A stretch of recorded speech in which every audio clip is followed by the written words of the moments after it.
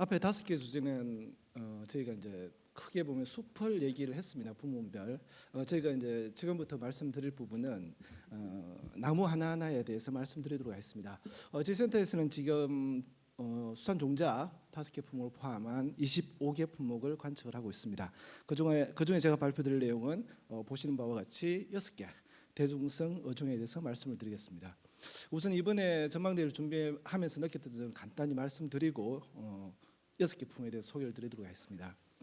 우선 그 작년에 우리 이정삼 실장님께서 말씀하셨던 것처럼 93만 톤에서 올해 추정치긴 합니다만은 101만 톤 정도가 연간의 생산이 될 거다라고 얘기를 했습니다.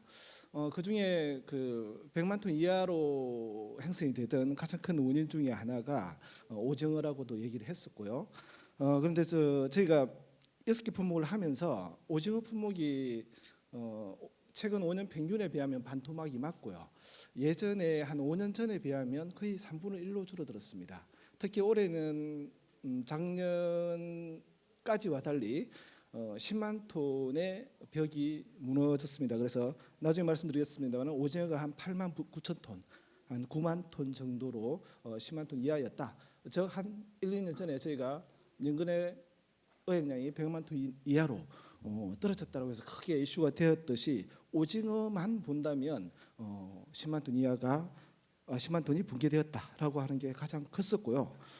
그리고 저희가 분석을 하면서 느꼈던 게 아까 우리 엄성희 실장님께서 얘기하셨던 것처럼 저희가 수출입 같은 경우도 생산 같은 경우도 통계 문제를 얘기했습니다. 뭐 식용, 비식용의 구분 얘기를 했듯이 저희는 조금 더 나가서 수출입의 어떤 코드의 세분화도 필요하지 않느냐 분석을 하다 보니까 특히 이제 고등어에서 그런 문제가 많이 발생을 했었습니다. 그래서 조금 더 통계 부분이 좀 더 세밀화되어야 되겠다라는 생각을 많이 해보았습니다.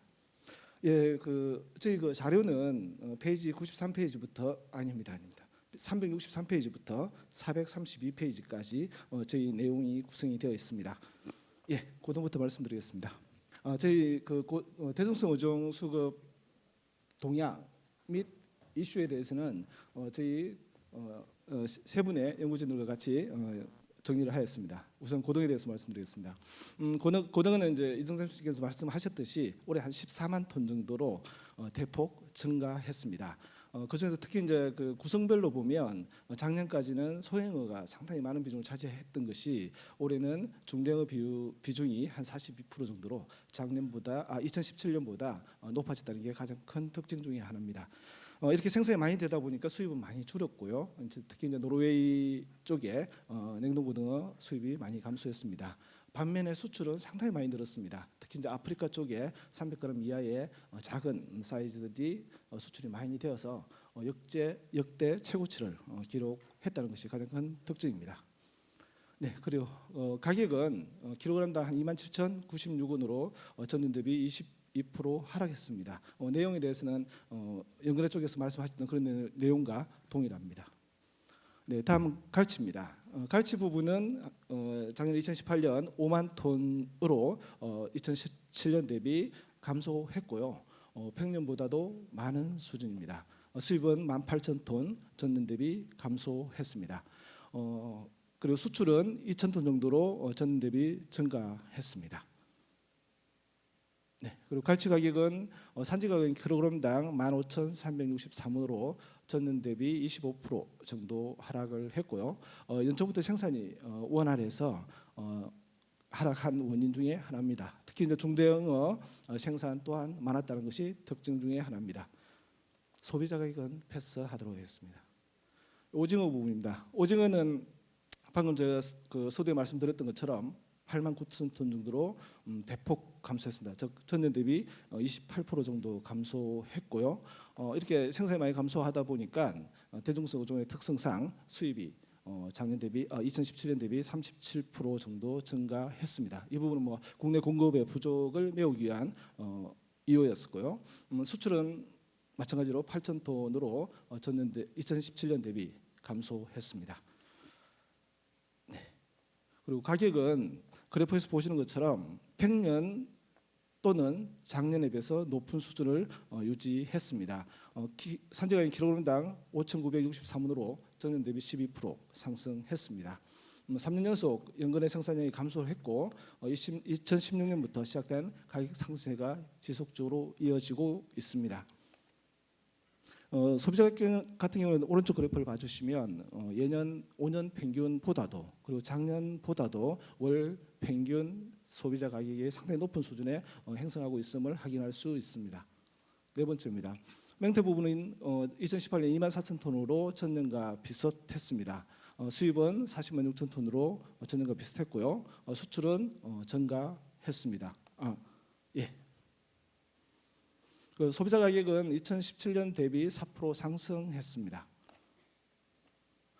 마른 멸치 부분입니다. 마른 멸치는 그 2017년 대비 증가했어요. 4만 9천 톤 정도였습니다. 한 8% 정도 증가한 것으로 판단이 됩니다.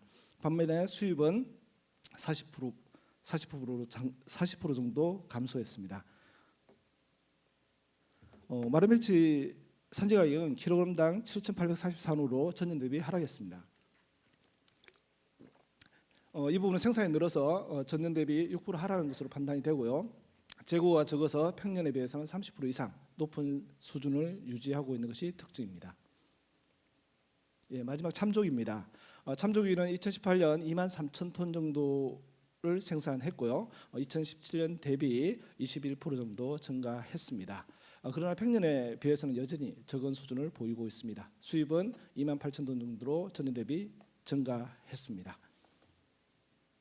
예, 마지막으로 참조기 산지가격입니다. 킬로그램당 18,668원으로 전년과 비슷한 수준을 보였습니다.